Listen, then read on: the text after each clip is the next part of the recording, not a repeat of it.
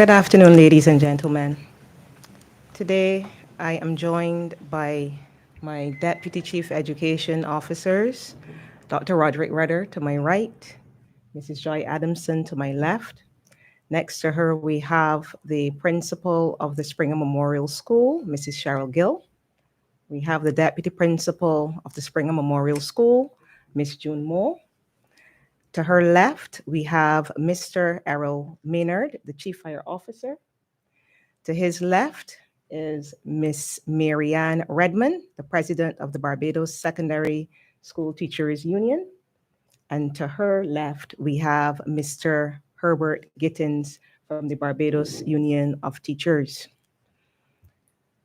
Barbados today, the Ministry of Education deeply regrets the occurrences at Springer Memorial School as played out yesterday. We had an extensive meeting, long meeting with the principal and the deputy principal to get a better understanding of what occurred. I use the opportunity to inform you that the Ministry of Education was informed that the Springer Memorial School will be conducting a lockdown drill on Wednesday. And that is customary because principals usually inform the Ministry of Education when they are conducting drills. However, as yesterday unfolded, we came to the understanding that a simulation was occurring.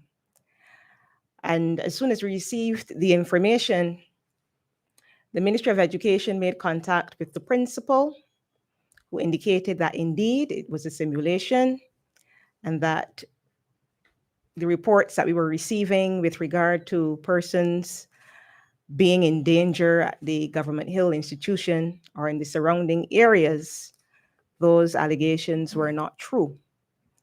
And based on that information, after we had ascertained the well-being of the students and the teachers at the plant, we were able to make a statement to say that what occurred at the Springer Memorial School was indeed a simulation.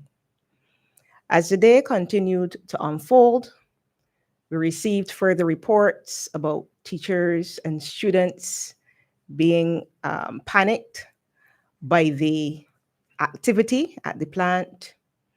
We heard of a number of allegations of children fainting and children vomiting and so on. And as soon as we received that information, we made further contact with the principal to gain clarity, and we asked the principal to provide a report. Coming out of that, we had a meeting with the principal and the deputy principal today to get a better understanding of what actually occurred in terms of the planning of the event, what actually took place on the day, and what happened afterwards.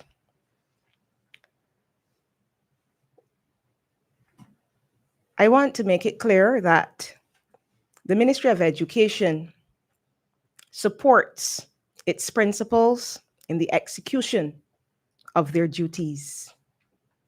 We are well aware that as a ministry, we cannot micromanage plans. We give principals the autonomy to perform drills and perform other activities in the best interests of their children and of our children. As a ministry, we will continue to support our principals, and we know that drills are critical to ensuring that our children know the protocols that must be followed in the event of a real situation. Having said that, with autonomy, sometimes things can go as planned, and other times they do not. And we recognize that after listening to the principal this morning and the deputy principal, though well intentioned, there were some things that could have been done differently. So we came away from the meeting with lessons learned. I want to say at this point also that the Ministry of Education is working on a safety and security plan, and drills and how they are conducted will be part of that plan. That meeting, we have standing meetings to discuss the plan, and those meetings started from about 3 months ago. Dr. Redder, about 3 months ago. Yes. So we have that on the cards with regard to how drills should be conducted at school. I am not going to go into the details of what occurred yesterday. I would allow the principal to speak to that in terms of the planning, in terms of the execution, and in terms of the post-mortem. But I will use the opportunity to reiterate that while the activity was well-intentioned, we understood that things could have gone differently for a better outcome. At this time, I'm going to turn over to the principal of the Springer Memorial School so that she can give you further details about the planning, the execution, and the post-mortem re the event yesterday. Good morning to everyone. The exercise yesterday was planned in conjunction with the Health and Safety Committee of the Springer Memorial School. The members of the staff were informed about the planned exercise. They were informed the day before it was carried out, and they were also informed on the morning of the exercise.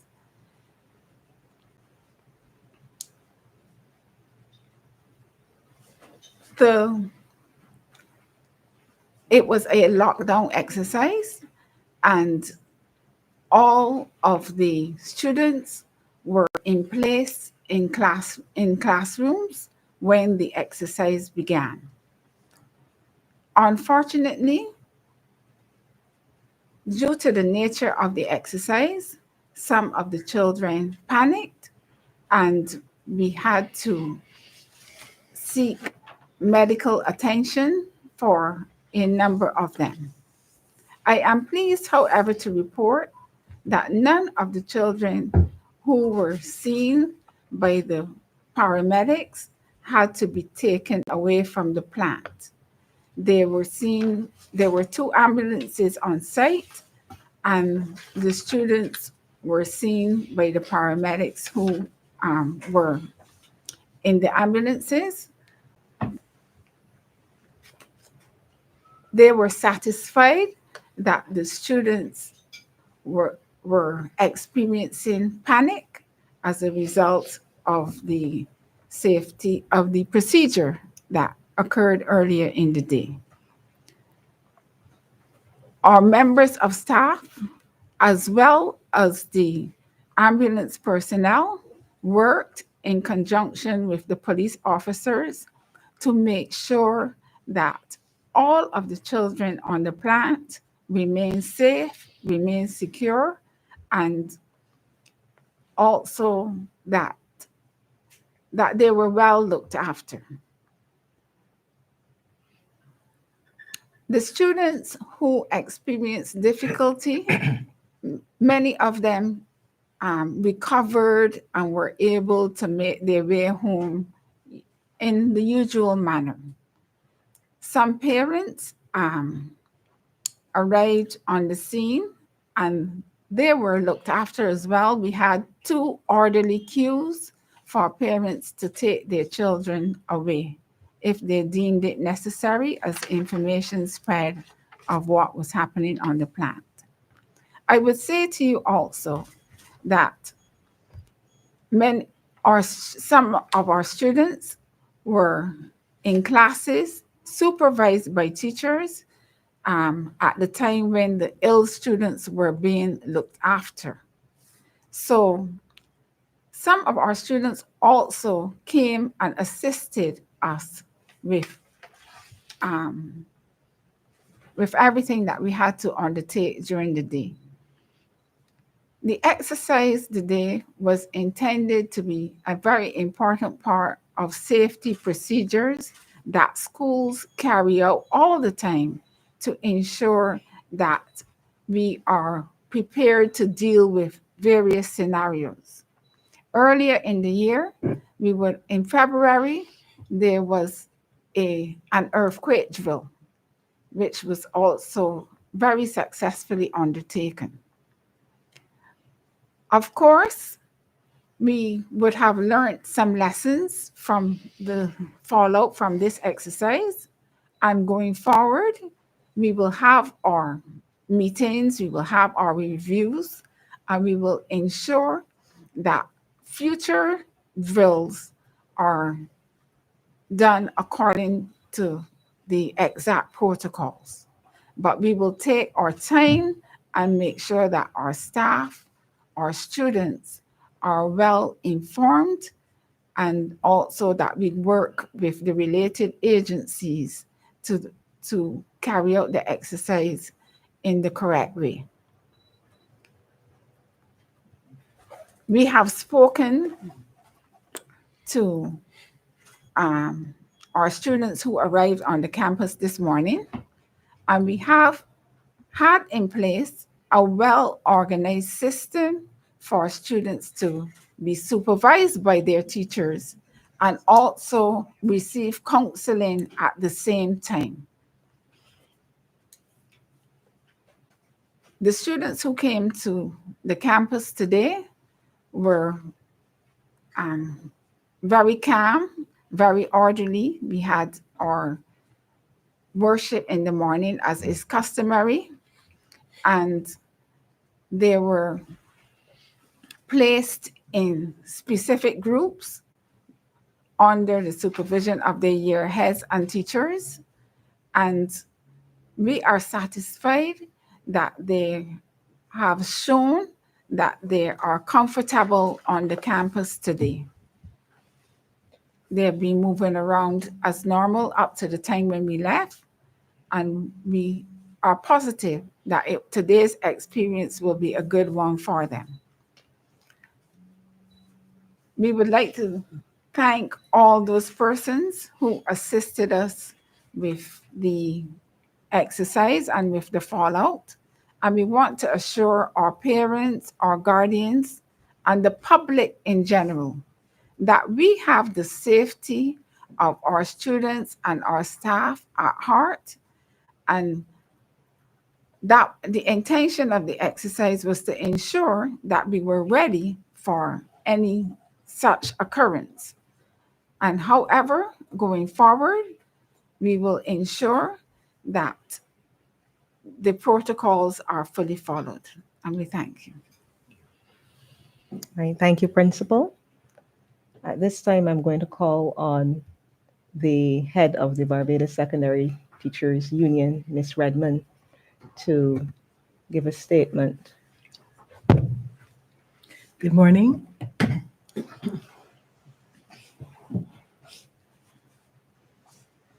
First of all, the union would like to state that we find the incident yesterday to have been one where, yes, there were challenges, and it is unfortunate that there were challenges in yesterday's planned exercise. There are lessons to be learned from this matter, and I'm sure that they have been. You've heard expressions of regret offered by both the Ministry of Education and the administration of the school. You've also heard that the principal herself has offered the assurance that in future such drills or simulations, there will be far more care taken in adhering to protocols. It is the union's hope, first and foremost, too, that people understand the necessity for these drills. These drills are important to on a school compound, especially at the secondary level with in many schools over 1,000 students, where it has become increasingly important and difficult at the same time to safeguard the well-being of users of the plant. It is important to have these types of drills to properly prepare persons on the plant in the event of either natural disasters or man-made hazards. This is something that this union has been asking for many years, so we are very happy that they are actually happening. And I think that we have to provide a brief background here against which these types of drills and simulations occur. For example, at the same Springer Memorial School, it is now about 5 years ago, there was an intruder on the school with a gun. Last academic year, there was the sexual assault of a student at another school. This school year, on September the 18th, at the same Springer Memorial School, there was the breaching of the deputy principal's office by a parent and the blocking of the door to prevent the deputy principal and others who were in that office from escaping the room while they were threatened by a parent. And these are just some on Tuesday, one of my members called from a secondary school in St. Philip, where she too was assaulted by a parent. This has nothing to do with, on a daily basis, the number of students that enter our school compounds with weapons, the number of students who are abusing drugs and who may have weapons. And so these types of exercises are very important. What is equally important, yes, is that they're done with as little possible fallout. And yes, we have learned from yesterday's incident how certain types of measures are to be put in place to decrease the possibility of fallout. The union hopes that in moving forward, the lessons learned would be applied across the board in all future such exercises, and we stand ready and willing in any way to assist any school as we move forward in trying to secure the safety and well-being of users of school plants. Thank you. Thank you, Ms. Redmond. I will now ask Mr. Herbert Gittins to speak. He's from the Barbados Union of Teachers. Yes, good morning. Herbert Giddens, General Secretary, BUT. Let me state that the union accepts the apologies, if you may call it apologies, and the regrets offered by both the ministry and the school for the matters that went wrong yesterday. Let me put it that way. First, I want to say that the Barbados Union Teachers is big on health and safety. We have a health and safety committee, and our first vice president is in charge of that activity.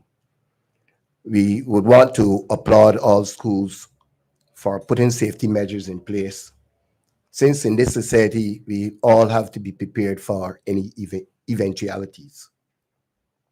So we are supportive of the precautionary measures, health and safety that are put in place in schools.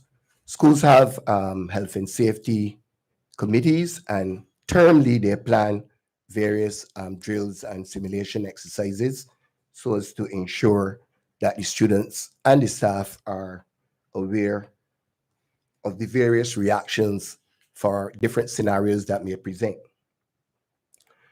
What I will want to do as a union, from as a representative of the union, is to encourage schools when they're doing these exercises to seek the assistance of the Barbados Police Service and the Fire Service to provide guidance and some training, so to rule out or to cut down the chances that you may have some missteps. Some missteps will happen because this is life. I'm a principal of a primary school, and termly we do these various exercises.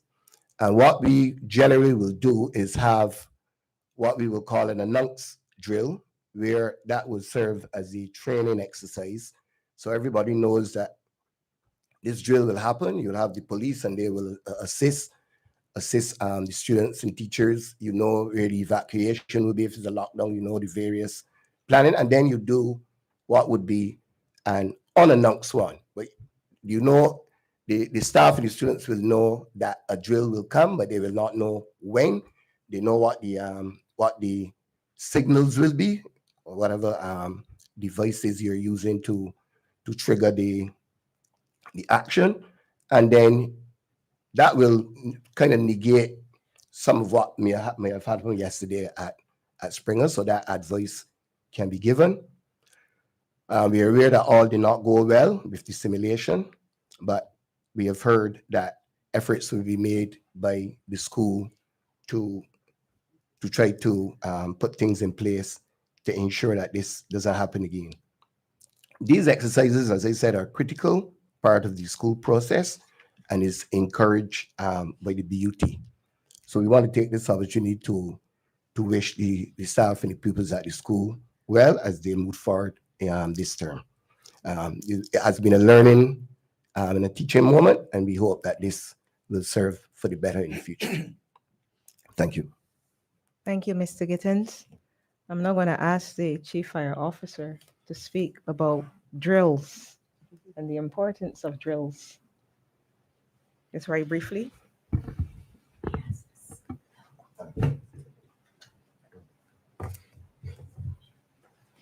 Hi, good morning, everyone, and thank you very much, Chief. Even before I speak to drills, I need to basically commend the Ministry of Education and the schools for their effort in ensuring the safety of their children by carrying out these drills from time to time. It is important, drills and exercises are important for us to be able to gauge where we are, to bridge those gaps to make sure that we can get where we ought to be and where we want to be. As most of you would have said, there's a process in having these drills done or in carrying out these drills. And we, in the Barbados Fire Service, and if you look at the history of firefighting, from time immemorial, we will always carry out drills to make sure that not only the students, but the teachers, their parents, everybody have an understanding of what it is to be done. I don't know the nitty-gritty of what happened yesterday, but I'm sure that there are some positives that came out of what happened yesterday. We now know that in your writing your policy, because once you carry a drill, you will have some findings, and put in your policy, you know that you have children at the school who do not tolerate stress very well, and that needs to be accounted for and prepared for.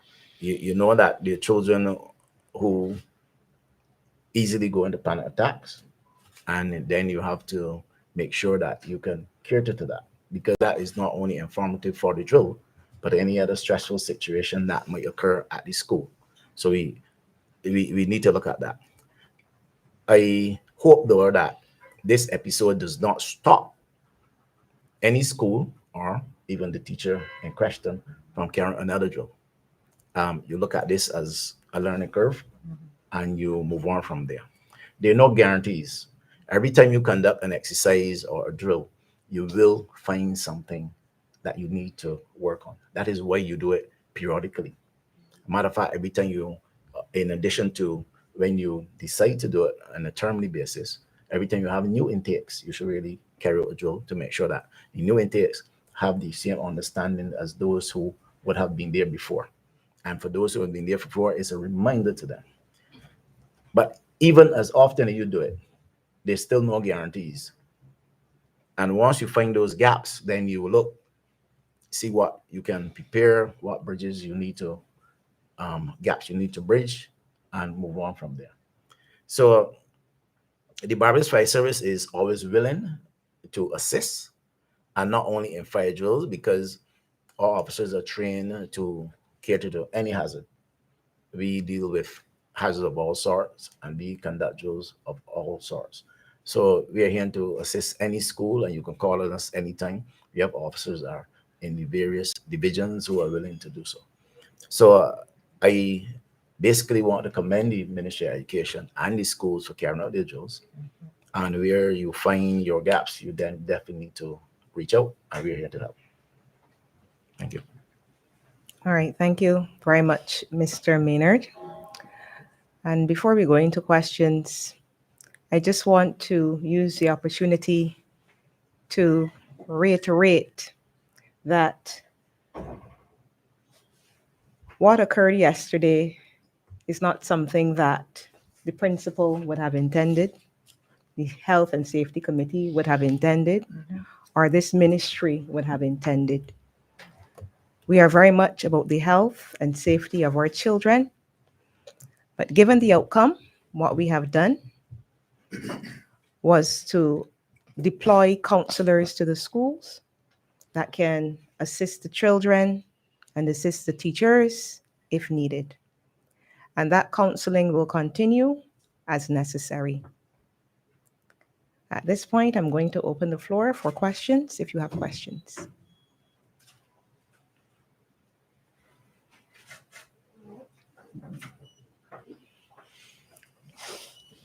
Hi, good morning, Chantal Legal from Star Conduct News. We had a couple of reports of students being injured. I know you said earlier that there was no severe injuries reported within the school. I just had a couple of reports saying that some even had to seek medical attention afterwards at FMH. So is it in terms of your knowledge of any severe injuries? And if so, how do you plan to address it in terms of compensation or anything to the parents as well as the students? With respect to injuries, I have no reports of injuries. I had one report of a child who said that her foot felt a little strange and she was dragging it. Her dad took her to the doctor yesterday. I spoke with the dad last night and he told me she was fine, and that student is at school today. So in terms of counseling, because some of the children we just saw yesterday would have been severely impacted by it psychologically. So what is the ministry or the school itself trying to do to help those children and probably some other students within the school as well? Right. But as you would appreciate, yesterday was the day when the event occurred. It was fresh and there was a measure of panic among some elements of the school's population. Today, we have in place counseling for all of the students who are present on the compound, and also if there was any particular child who needed an individual counseling, then that will be arranged. I have communicated to the parents and the guardians by email that counseling will be available because the entire school's population is not present today. And we do not know if some children will require further counseling outside of today, but that will be gauged and it will be attended to. We take the safety of our students and their mental health and comfort very seriously, not only on this occasion, but at all times. Final question, in terms of this drill itself and other drills to come, what's the process in terms of preparing the students for such drills, in terms of education, training, informing them beforehand and giving more information as to what you're supposed to do when these things happen? What is being put in place currently for that? Well, we have learned our lessons out of this particular exercise. And of course, we will continue our student education as necessary, working in conjunction with experts. Sorry, one last question. Sorry, I say one before, but in terms of security measures, I know it was stated earlier that the school itself had a couple security breaches. So what have been done to improve that since that thing being active? Has the drill show you anything that you could also improve to help secure the school a little bit more? Well, the process of securing the school is an ongoing one where we have assessments and we act to suit, but presently we have no we've had no recent security breaches.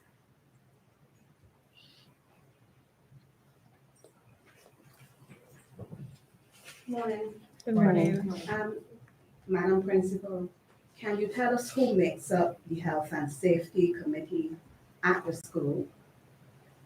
Have these persons themselves undergone training, and by who? And did these persons consult with the experts such as the fire chief, the police, the BDF, in terms of this particular exercise?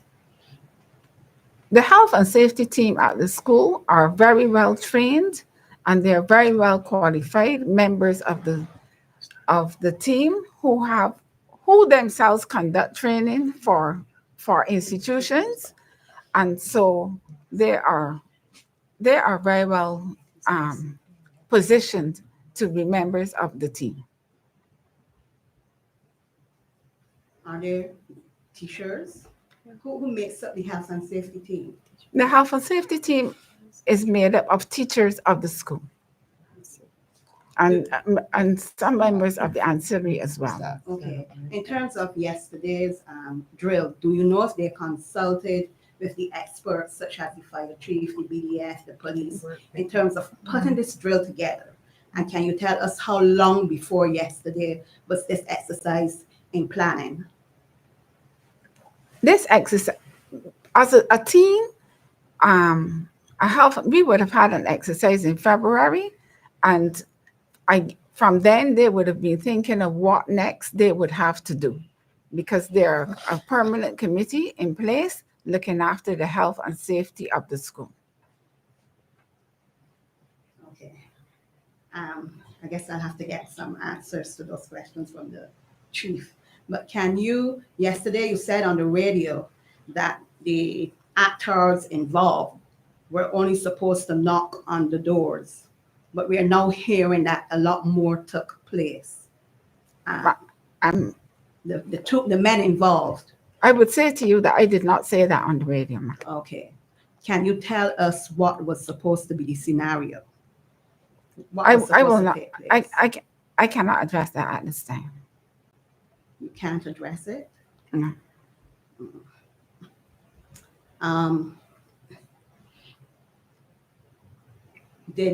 Were the instructions of the health and safety team carried out to a T? Clearly, as you can see from the outcome, there were issues with respect to the execution of the drill, and we are addressing the fallout that came from that in various ways. Okay. Is it true that you met with your staff ahead of the drill? And did you inform them of the exact scenario that would have been playing out? The staff received all the necessary information.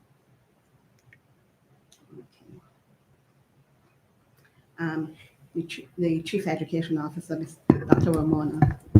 Okay. All right.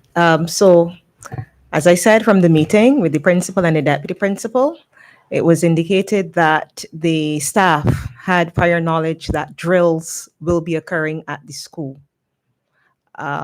They had a meeting, they said the day before, concerning this. And on the morning of the drill, I was told by the principal and the deputy principal that correspondence went out to staff members to the effect that there will be a drill occurring in the morning period. But were they given the details of what this drill would have entailed? Well, go ahead, Miss Moore, you can.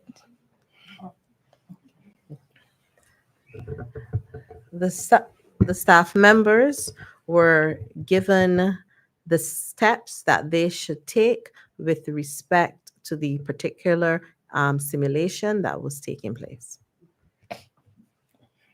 On reflection, do you now understand that you should have had the experts in place, such as the fire chief, ambulance, emergency technicians, those kind of people should have been in place when you're doing an exercise of this level where children are involved?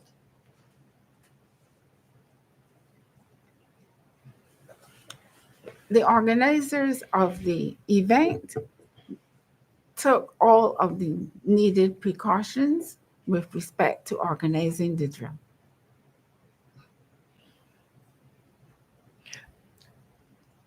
Can I come in here? Of course. Because I spoke with, as I had indicated to the press, that I had intended to speak with the BSTU representative on the Safety and Health Committee.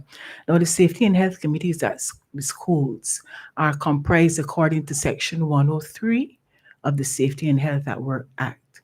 So there's a representative from every union in the school on that committee. There's a representative from the Board of Management, a representative from the ancillary staff, through their union rep as well. So that is how they're actually constituted legitimately.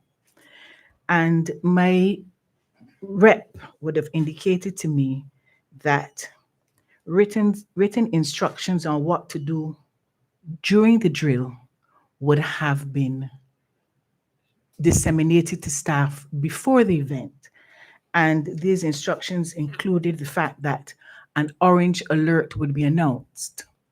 Now, the staff had an email indicating what was involved with this orange alert, which were things like remain in the classroom, barricade the doors with desks, lock all windows, drop to the floor and remain silent, take cover and remain in place until the all clear was given. So that was circulated before the event.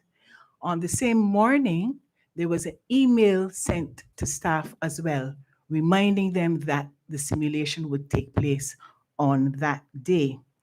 It is also my understanding from my rep that before the exercise started, an announcement was made over the PA system that the school was now on orange alert. And therefore, the expectation was that immediately those outlined instructions would have been followed by all concerned. There was a little problem, however, with the fact that there were some students on the corridors who were not in the classrooms when the alert was given, and they seemed to have created a panic response that tended to reverberate. Okay. That is the report from my rep on the Safety and Health Committee, and as I did indicate to the press, I would indicate to you what my findings were. Thanks for that very detailed explanation. So I gather that even though the email went out to the teachers, they were not told that men with machete and guns in hand will be running. I cannot say that definitively. I can only report on what was said to me. I would not extrapolate from that. Mr. Redmond, if you were told before that that was supposed to be the scenario, would you have endorsed it? Would you have told them to go ahead with it? It's a good scenario? The fact of the matter is that I don't know if they were or were not told. I would have had to have had other details in relation to that type of information before I could express an opinion one way or the other. But persons entering school premises with machetes is not unknown in our system.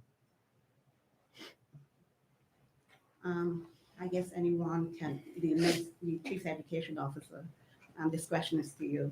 Are there other drills planned for other schools, and what will obtain now going forward? Our principals usually plan drills, and they inform the Ministry of Education. I must say that the simulation that occurred yesterday was the first of its kind, um, to my mind, since I've been in the at the Spring Memorial School, since I've been in the chair. Um, However, but we've had drills before. I understand that there were simulations before, but not of this kind. But moving forward, as I said, lessons will be learned. I will make sure that all principals understand the procedures that must be taken with regard to simulations. And the point made by Mr. Errol Maynard with regard to contacting the fire service, the Barbados Police Service, the Barbados Defense Force, and getting them involved from the very beginning can be instructive to all principals. I will make sure that I reiterate that during our regular meetings. So thank you very much for that question.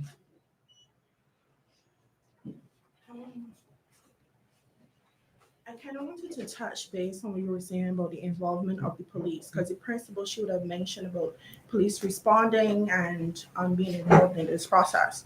But as we were informed that, well, aside from these guys saying that police were on board, we were informed that students called the police and the nearby police station responded to the incident at Spring Memorial as well as task force, expecting a different type. They weren't knowledgeable and they weren't informed of the drill.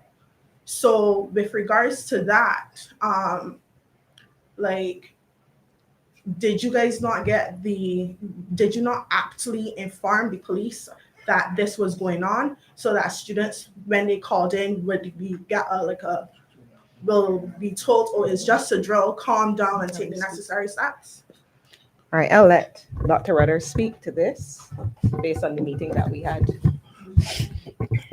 Based on the meeting that was held, the school did indicate that there were members of the Barbados Police Service who would have been privy to what was happening and participated in the exercise.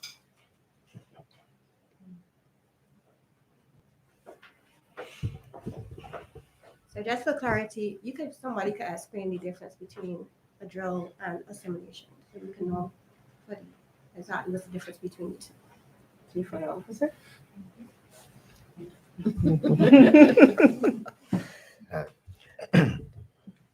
Okay, the drill and when you say simulations, when you hear about persons conducting a drill, it means that they've done some education, carried exercise and done some education, and you're trying to make sure that everyone got a good understanding of what he or she is required to do when something does happen. The simulation is more of a real life situation where you bring all of those skills that you have, and they bring and they say we have a simulation, you're not prompted anything of the sort, and you have this real life situation where you then evaluate whether or not these players now actually doing what they would have been taught to do during the exercises or the drill. So your simulation is more like a bring all everything together and you acting it out in real life situation. So there's a difference in preparation between preparing students or teachers for a drill and a simulation itself? Well, when you have completed your preparation and you've gone through your drills, then you plan at some point down the road to do a simulation. You might not necessarily do a simulation as the extent that you are pushing the simulation thing, but we do them often. We do drills and we do simulations. And in terms of this type of simulation for this age group, what's your recommendation for that? Simulations can be done for any age group. The bottom line is that the simulation is not only for the students, or the drill is not only for the students. So the teachers must also be part of that. And if you tell the teachers before, because you also assess whether or not the teachers know what they are supposed to do to protect the children during the exercise. So it's for everybody. So it just have to be appropriate at any time, but it can be for old persons. You do them in old people homes, and then you do them in we call it prep school, nursery schools. So you do that at every level. back to the principal, sorry. Some people are asking in terms of the actors for the simulation, if there were teachers, if there were police officers, exactly who were the actors in the simulation? I cannot speak to who they were, So my last, but they were professional trained persons. Yes. so my last question going further back to the ministry then would be in terms of people calling for accountability and asking for people to be held accountable. I know we send out an apology. What was the next step for the ministry in addressing this situation? I know you talk about preventing for a situation, but in terms of accountability for this situation, was there a step going further for that? You speak about accountability, and I know sometimes when people hear the word accountability, they talk about blame. But we are all using this situation as a teachable moment. When I called the principal in and the deputy principal, I asked for the facts. I know that social media has a lot of information out there. I am a scientist by training, and I like evidence. So I asked the principal to present me with the facts. And based on the facts, we were able to make evaluations to determine where the strengths were, where the gaps were, and how we can close the gaps. And we will use this opportunity to improve how not only Springer Memorial, how they move forward in the future, but how all schools should move forward in the future. I am not going to sit here and point fingers and blame the principal and the health and safety committee and others for taking initiative to do something that went wrong. As I said, the Ministry of Education has oversight. Principals have responsibility for the activities at their school. The ministry is not in the business of micromanaging schools. It does not know every single day, every single minute what happens in schools. That is why we have principals and we place trust in our principals to do what they have to do. But we fully understand that with that, things can go very, very right, or at times things can go wrong. And when things do go wrong, it is very important for all of us to learn from it. And as I said before, we regret the fallout. As the information came to me yesterday, the same way it was coming to you and all the other people in Barbados, as it came to us, we had to sit down, look at it, evaluate it. I asked the principal to provide me with a full report because it must be a teachable moment. This will not prevent the Ministry of Education from trusting their principals to do what they have to do because many of them are doing an excellent job. And I would not want the principals to think that they can't conduct drills now because of this, or they can't use their initiative to do things because of this. But I want that when they do use their initiative, that they, to the best that they can, they get the input of all of the experts and so on, so that they make the best decision at a given point in time. So I am not in a position to place blame or anything like that on anybody. This is a teachable moment, and we will move forward even stronger from here.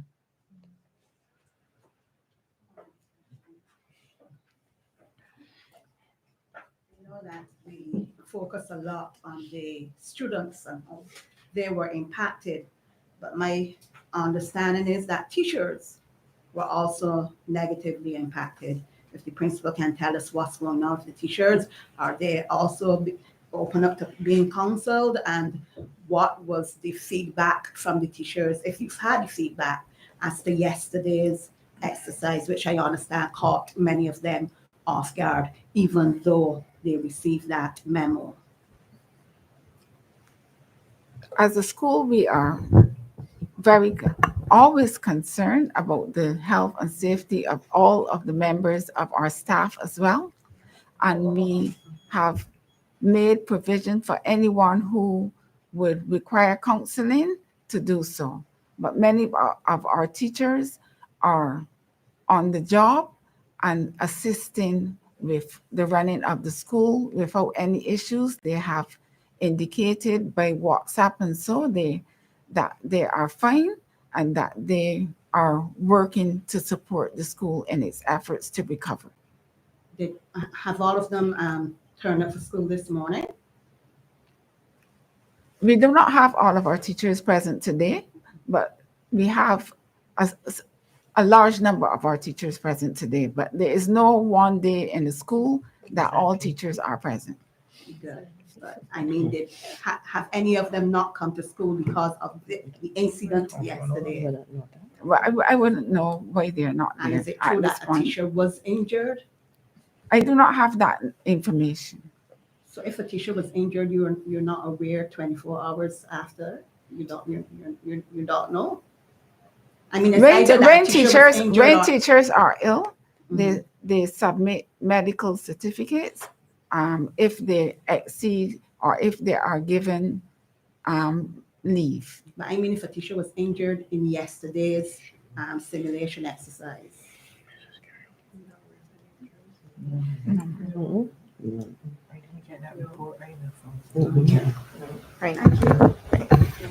So I will say not to the best of my knowledge. Yes, Not to that's the what- best of that's- my that's what knowledge it at this says, point ma'am. in time. Okay? Mrs. Adamson wants to say something here. Okay, thank you, Chief. Good morning, all. Several persons have been repeating that guns were present, and to the best of our knowledge from the Health and Safety Committee and from the principal and deputy principal, no guns were involved. And I just wanted to make that clear. And also to stress that the ministry, we have been working with SEDEMA, and we are looking at a safe school policy in addition to the policy that Dr. Rudder is working on. And we do have training on a regular basis. Next week, we actually had scheduled a workshop, a 4-day workshop for several schools where we will be going through the procedures as well. So this is an ongoing thing that the Ministry of Education has been doing. Okay. Well, several of the reports from the students say someone was carrying a mock gun and a machete, a real machete. So if no guns were involved, can you tell us what weapons they were carrying? That is a report that came to us that they did not have guns. So we would have to wait for the full report from the principal and from the school, but that was our report.